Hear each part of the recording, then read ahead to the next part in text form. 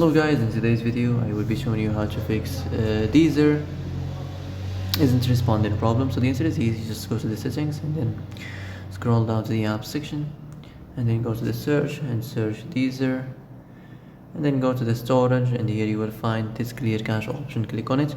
Now you can go check it if it worked, and if it didn't you can try to restart your phone or turn the Wi-Fi off and on, or the Bluetooth or the airplane mode. Also you can try to clear data, but be careful. If you clear data, all this application's data will be deleted. This includes all files, the settings, the accounts, the databases, etc. So be careful if you want to clear your data.